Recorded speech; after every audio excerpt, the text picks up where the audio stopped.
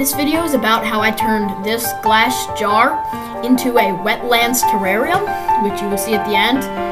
It's bioactive with springtails, some isopods, and some other little bugs that were in the soil that I used. So here's me with the soil. I'm using these chopsticks to break up pieces and sort of smooth it out a little more. But now I'm adding extra because I'm going to make it into a slope to add depth from the very back. So in this terrarium, it starts with a shallow front and then slowly gets bigger into a slope with a flat spot at the top. This will really come in handy for when I add the water to make it wetlands. It makes sure the water's nice and even and doesn't immediately run down. It sort of keeps it in little pools, but it actually looks very good at the end. Here I'm sloping out the terrarium, making it into a better piece, so I can add all the moss and stuff in the crevices of the dirt.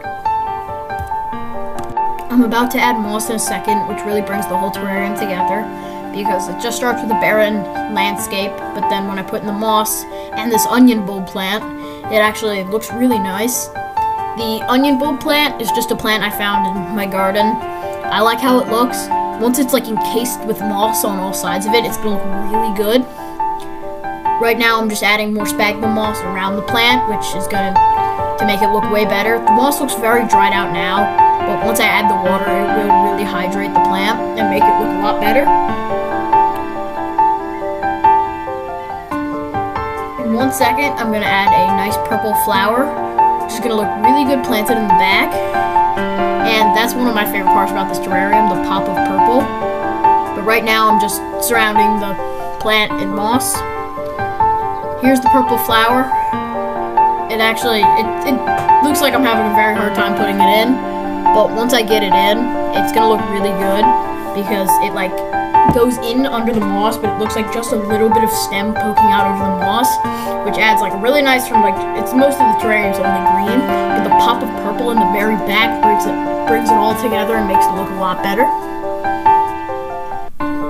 Here's where I add the water, which is gonna hydrate the moss a little more and give it the wetlandsy kind of look. And here's the finished product of the terrarium in the light. I do see a little bug in a second here and zoom in, but the camera went a little blurry so you can't really see it that well. But there it is, crawling around. It's a little orange bug. There's a lot more than just that bug. There's springtails in here. I saw a really big looking springtail actually, and yes, it was a springtail, but it actually looked really cool. There's an ant in here too, and all that's in the terrarium, and I'll let you enjoy it.